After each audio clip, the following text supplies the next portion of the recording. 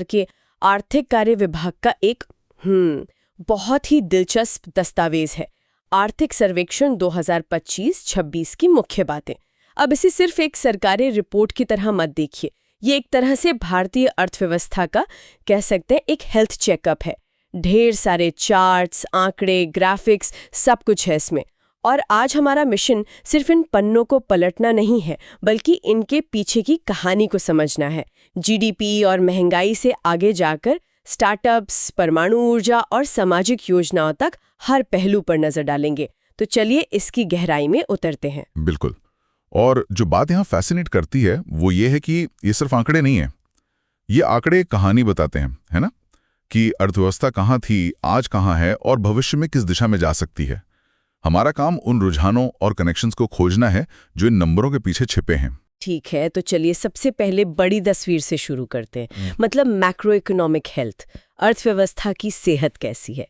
दस्तावेज में एक बड़ा आंकड़ा है, इसमें भारत की पोटेंशियल जीडीपी को लगभग 7% तक बढ़ाने की बात कही गई है।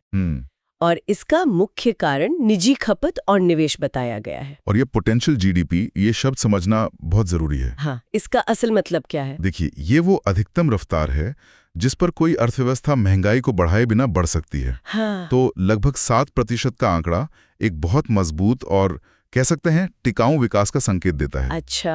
और यहाँ एक और बात है जिसने मेरा ध्यान खींचा, महंगाई। हाँ। दस्तावेज कहता है कि भारत ने सीपीआई सीरीज शुरू होने के बाद से सबसे कम महंगाई दर्ज की है। अप्रैल-दिसंबर 2025 में औसत हेडलाइन महंगाई सिर्फ 1.7% थी। ये एक बहुत ही महत्वपूर्ण बात है। और इसका मुख्य कारण खाद्य महंगाई का कम होना बताया गया है। लोगों की खरीदने की शक्ति, मतलब परचेजिंग पावर, बनी रहती है और अर्थव्यवस्था में एक स्थिरता आती है। अब जरा बाहरी मोर्चे की बात करते हैं।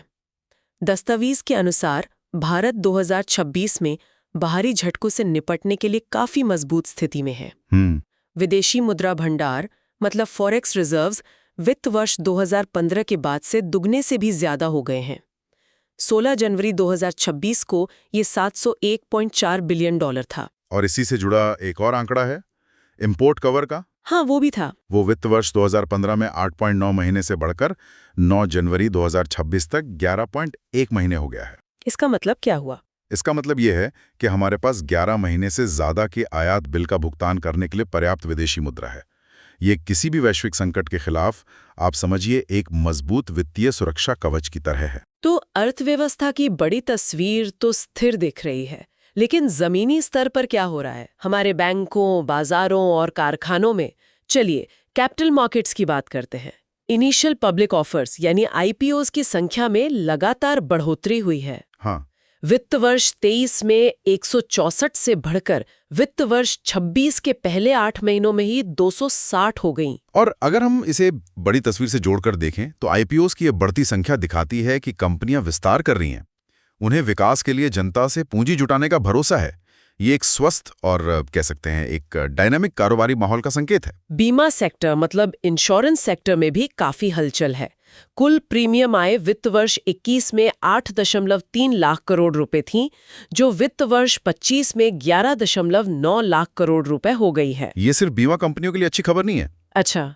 ये दिखाता है कि ज्यादा से ज्यादा लोग अब वित्तीय सुरक्षा अपना रहे हैं, जो सामाजिक सुरक्षा के लिहाज से एक बहुत ही सकारात्मक बदलाव है। अब जरा उद्योग की बात करते हैं। दस्तावेज में ग्लोबल इनोवेशन इंडेक्स में भारत की रैंकिंग का जिक्र है, जो 2015 में 81वें स्थान से सुधरकर 2025 में 38वें स्थान पर आ गई है। यहाँ जो बात फैसिनेट करती है वो ये है कि इनोवेशन रैंकिंग में सुधार किसी भी देश के लिए एक लॉन्ग टर्म एसेट है। ये दिखाता है कि देश अब सिर्फ मैन्युफैक्चरिंग पर ही नहीं, बल्कि एक नॉलेज बेस्ड इकोनॉमी बनने की ओर बढ़ रहा है। और इसी से जुड़ी बात है डीपीआईटी से मान्यता प्राप्त स्टार्टअप्स की संख्या, जो तेजी से बढ़कर लगभग 1.97 लाख हो गई है। विकास की बातें तो ठीक हैं, लेकिन इसका आम लोगों पर क्या असर पड़ रहा है, खासकर छोटे शहरों और गांवों में रहने वालों पर? यहाँ माइक्रो क्रेडिट योजनाओं का जिक्र आता है, जैसे प्रधानमंत्री मुद्रा योजना और पीएम स्वनिधि। हाँ, आंकड़े तो काफी प्रभावशाली हैं। मुद्रा योजना के तहत अक्टूबर 2025 तक 55.45 करोड़ लोन खातों में 36.18 लाख करोड़ रुपए से ज्यादा बांटे गए। और सबसे खास बात यह है कि कुल माइक्रो लोन का 69% महिला उद्यमियों को मिला है। ये फंडिंग दी अनफंडेड की जो अवधारणा है उसको साकार करता है। इन योजनाओं का उद्देश्य उन लोगों को वित्तीय व्यवस्था से जोड़ना है जिन्हें पारंपरिक बैंकों से लोन मिलना मुश्किल होता है। सही बात है। इससे जमीनी स्तर पर रोजगार और आत्मनिर्भरता को बढ़ावा मिलता है। पीएम स्वनिधि योजना जो स्ट्रीट वेंडर्स के लिए है, उसके परिणाम भी दिलचस्प हैं। एक रिपोर्ट के अनुसार इस योजना के लाभार्थियों की औसत सालाना कारोबारी आय 2023 और 2025 के बीच 20% बढ़ी है। और इससे एक महत्वपूर्ण सवाल उठता है कि इन छोटी छोटी वित्तीय सहायताओं का जीवन की गुणवत्ता पर क्या असर पड़ता है। हाँ, दस्तावेज बताता है कि बढ़ी हुई आय से 39% परिवारों के घरों में सुधार हुआ और 55% को बेहतर भोजन मिला। इसी से जुड़ा एक और आंकड़ा गरीबी पर है। विश्व बैंक की संशोधित अंतर्राष्ट्रीय गरीबी रेखा के अनुसार 2022-23 में भारत में अत्यधिक गरीबी दर घटकर 5.3% रह गई। ये बहुत बड़ी उपलब्धि है। चलिए अब भविष्य की बात करते हैं। देश किन बड़े क्षेत्रों पर दांव लगा रहा है? ऊर्जा क्षेत्र में परमाणु ऊर्जा पर एक बड़ा जोर दिख रहा है। हाँ, न्यूक्लियर एनर्जी। राष्ट्रीय परमाणु ऊर्जा मिशन के लिए 20,000 करोड़ रुपए का आवंटन किया गया है और लक्ष्य है 2047 तक परमाणु क्षमता को मौजूदा 8,780 मेगावाट से बढ़ाकर 100 गीगावाट तक ले जाना। देखिए, ये समझना जरूरी है कि परमाणु ऊर्जा पर इतना जोर क्यों दिया जा रहा है। क्यों? दस्तावेज में इसके कारण बताए गए हैं। ये 24/7 स्वच्छ ऊर्जा देती है। इसमें रुकावट मतलब इंटरमिटेंसी नहीं होती और ये ऊर्जा सुरक्षा के लिए बहुत महत्वपूर्ण है। ये रिन्यूएबल एनर्जी जैसे सौर और पवन ऊर्जा की सीमाओं को संतुलित करने में मदद कर सकती है। शिक्षा के क्षेत्र में निपुण भारत कार्यक्रम के ठोस परिणाम दिख रहे हैं। जैसे तीसरी कक्षा के स्तर पर गणित में दक्षता 2021 में 42% से बढ़कर 2024 में 65% हो गई। साथ ही उच्च शिक्षा में 100% FDI की भी अनुमति दी गई है। ये भविष्य के लिए ह्यूमन कैपिटल के निर्माण की दिशा में एक बहुत महत्वपूर्ण कदम है। जब आप शिक्षा और कौशल विकास में निवेश करते हैं तो आप अर्थव्यवस्था के लॉन्ग टर्म विकास की नींव रखते हैं। और तकनीक का जिक्र स्वास्थ्य सेवा में भी है। दस्तावेज में एम्स दिल्ली और ऋषिकेश में AI संचालित सुधारों के लिए सेंटर ऑफ एक्सीलेंस स्थापित करने की बात है। ये तो भविष्य की एक झलक जैसा लगता है। बिल्कुल। तो इन सब का मतलब क्या है?